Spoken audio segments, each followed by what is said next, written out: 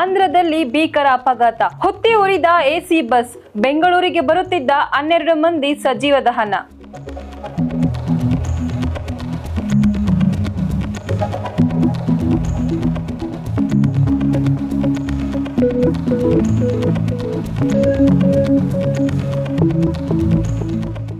ಹೈದರಾಬಾದಿಂದ ಬೆಂಗಳೂರಿಗೆ ಬರ್ತಿದ್ದ ಕಾವೇರಿ ಟ್ರಾವೆಲ್ಸ್ನ ಖಾಸಗಿ ಬಸ್ ಆಂಧ್ರದ ಕರ್ನೂಲು ಬಳಿ ಬೈಕ್ಗೆ ಡಿಕ್ಕಿ ಹೊಡೆದ ಪರಿಣಾಮ ಸಂಪೂರ್ಣವಾಗಿ ಹೊತ್ತು ಉರಿದಿದೆ. ನಸುಕಿನ ಜಾವ ನಡೆದ ಈ ದುರಂತದಲ್ಲಿ ನಿದ್ರೆಯಲ್ಲಿದ್ದ ಪ್ರಯಾಣಿಕರ ಪೈಕಿ ಕನಿಷ್ಠ 12 ಮಂದಿ ಸಜೀವ ದಹನ ಆಗಿದ್ದಾರೆ.